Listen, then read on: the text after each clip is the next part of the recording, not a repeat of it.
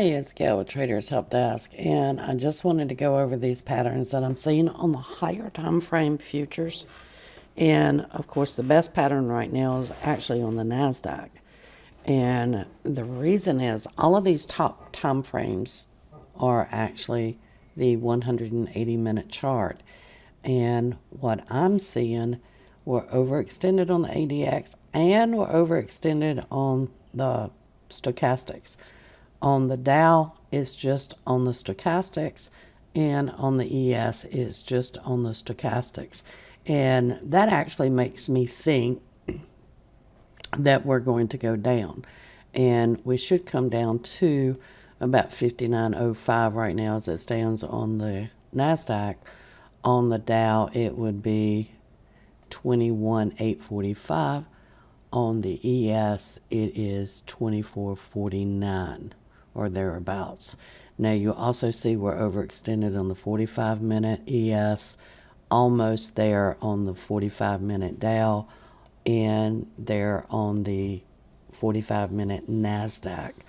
Now, this tells me that more than likely we're actually going to probably go down. You also see this line of congestion dots that's holding price back on the Dow. Now, we could still go up at the open, and it could actually make a new high before it starts to come down. What I do at this point is I start looking at the 12-minute. And if I start looking at the 12-minute, and let me get it set up for you.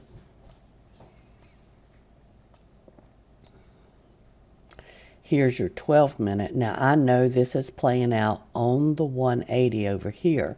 So I'm looking at the 12-minute for potential signs. Now, you see right now that it's going up. The stochastics is actually overextended to the downside. So it's retracing back to this ATR at 59.54. Now, it may go there. It may even develop a congestion dot up here.